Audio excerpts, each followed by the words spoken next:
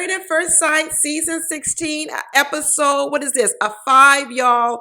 And I do a separate videos on all the couples. At the end of this video, you can see a link and you can click on the picture and go to the next video of the next couple. And I'm also going to put the links down in the description box. So, or the description or the comment box or something. You can just click on it and go there if you want to watch a video from another couple.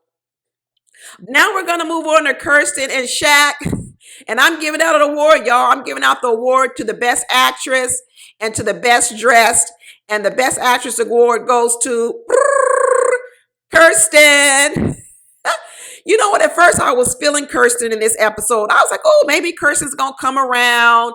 You know, I was liking her a little bit more in the episode. She was getting a little bit cozy with them, touching them, saying sweet words, giving them compliments and everything. And I was like, oh, hey, maybe she's coming around. Maybe there's a chance. Maybe there's a chance.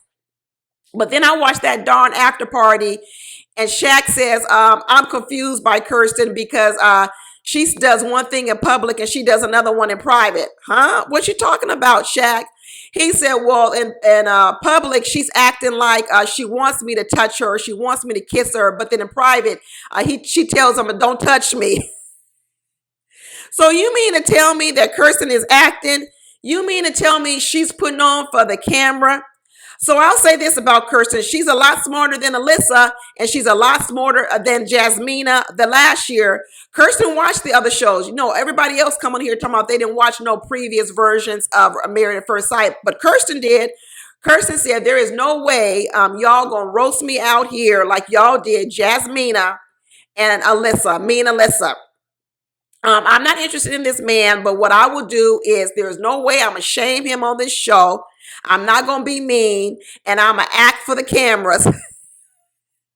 And she doing some darn a good acting, y'all, because let me tell you, I was believing it for a second. I was believing that maybe she really is going to come around. I don't know, y'all. I do not know. But I'm going to tell you what I am solidified on. I really don't have too much mercy for Shaq. I know there's a lot of Shaq empathizers out here, but let me tell you why I don't empathize with Shaq. Because you have to start asking yourself with Shaq. Shaq is a good-looking guy. He has a good job, makes a good salary. He's intelligent. He's got a lot of things going for him. And what I want to say is, Shaq, why haven't you been able to find a woman? Why haven't you been able to find a woman? And I'm going to tell you why a Shaq hasn't found a woman. Because we might be picking on Kirsten, talking about she's picky and she wants perfection and all that. But Shaq is the male version of her. Shaq is the male version of her, but he just doesn't do it the way she's doing it. Shaq has turned down a lot of women. Shaq has overlooked a lot of women because those women aren't perfect. When Shaq sits up here and talks to Kirsten, talking about, I still got butterflies being with you and talking with you, just as I did when I saw you come down that aisle. I'm saying, how? How? When you first saw her come down the aisle, you knew nothing about her. All you saw was her physical. And you have butterflies. I get it, because she is a beautiful woman. She's pretty. She could be on some kind of print ad or something because she's a pretty girl. But what I want to know is, Shaq, is after you saw her physically, you have butterflies.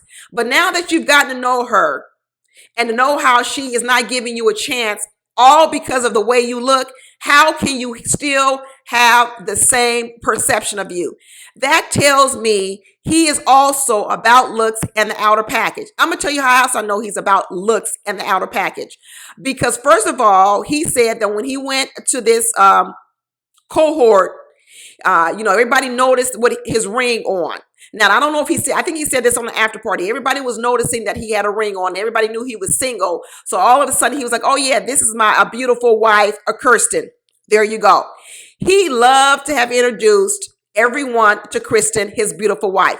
I'm starting to believe that this little cohort thing he went to, he didn't need to go to that. That was no dissertation. That was no, you must do it in order to get your PhD degree. He wanted to go there. He wanted to go there, have Kirsten in the audience cheering and rooting for him, and then him be able to show off his beautiful wife.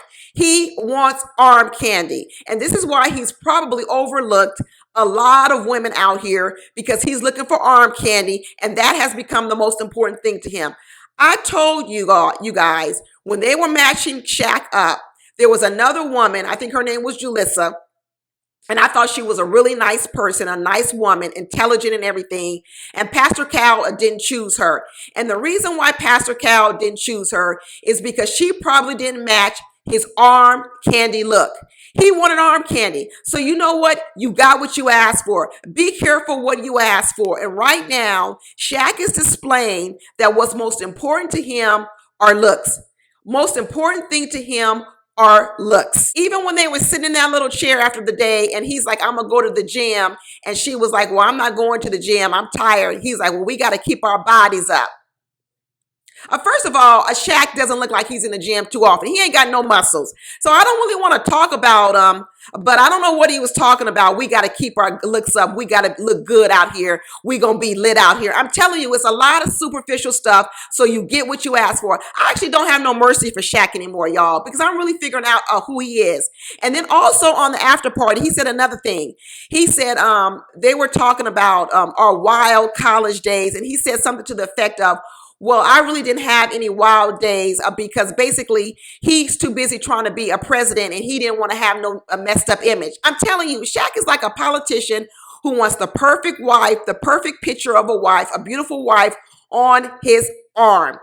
So I don't have too much empathy or sympathy for him because when people are out here choosing mates for the wrong reasons, you know what? You get what you get. When you out here searching for the wrong qualities, you get what you get. Shaq has plenty of opportunities to be with women, but he's overlooking a lot of them and he's turning them down and he's saying these women don't want him. I don't believe it anymore. I don't believe it. I believe Shaq is just as picky as Kirsten, but he's just not saying it like she's saying it. To be honest with you, they both need to go to therapy and figure out where all this pickiness comes from. Now, he may say all his being safe comes from his trauma with his car accident. You know, he don't even want to drive ATVs. ATVs, they go like what, 10 miles an hour, 12 miles an hour? That's what your trauma is from being in a car accident? I don't believe it. I don't believe that. Nope, I don't believe it. Why don't he ever take his shirt off? I be seeing little stuff coming out underneath Shaq. What is that up underneath that shirt? I want to know what it is. I really do. I know Kirsten has seen it and she probably has been turned off by it. I want to know what it is. And I'm giving him the award of best dress because that's what he likes to do, dress well. And then he shows up to ATV riding in some dress socks. Dress socks, people. Dress socks. He don't even know how to get down and dirty. I can see why Kirsten could be turned off by a few things with Shaq. I'm starting to see a few things that would turn me off as well, to be honest with you people. Dress socks, showing up to dress socks and ATVs, I would be turned off. Scared to go more than 5 miles per hour, I would be turned off. Talking about we got to go to the gym and stay in shape and you really don't have no muscles, I would be turned off by that comment again. Always talking about my looks, I would be turned off by that again. And even though Kirsten was talking about, he talks at her and now with her. First of all, Kirsten don't have that much conversation. She really doesn't have that much conversation. I think she's an intelligent girl, but she doesn't talk much at all about almost anything. So she's talking about a Shaq not having a lot to talk about besides himself. What is she talking about? These two are both superficial, y'all. I'm telling you, they both are really two superficial people. And when Kirsten says she don't like kissing, she's not really good at kissing, I was like, girl, what are you talking about? So now all of a sudden, you the girl was talking about you want 6 to 8 inches, but you don't know how to kiss. Well, then you need to go on over there with Eris because that's how he likes to have sex, doggy style. So you don't never have to ever kiss him or anything. You can get 6 to 8 inches and then you could never have to kiss. Another person who has a problem with intimacy. When you hear a person say they don't like to kiss, you have a problem with intimacy because kissing is very, very intimate. Kirsten has a problem with intimacy overall. We know she's not attracted to him, but she does have a problem with intimacy overall because that's what I told y'all from the beginning, that all her pickiness was a defense mechanism. Her pickiness is a defense mechanism. And even though I think she's partly lying about she doesn't like to kiss, I think it has to do with she's not attracted to him. I also believe a little bit about it. I really do believe it. I think she has a big problem with intimacy. And that's also why she likes to nitpick on things, because when you nitpick on things, it keeps a distance away from you. It keeps people away. Kirsten needs to go sit on the couch. She needs to figure out where all this stuff is coming from because it's not natural.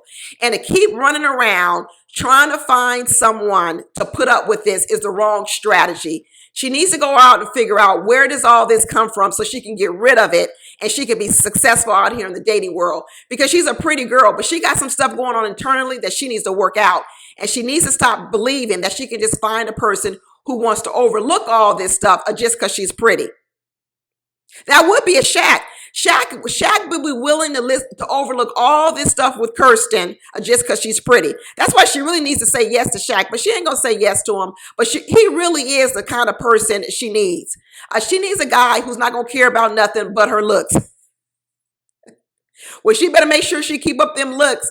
She better make sure she keeps up them looks. She over here telling Shaq, you don't need to try to be perfect. Yes, he does. He does need to try to be perfect because that's what you're looking for.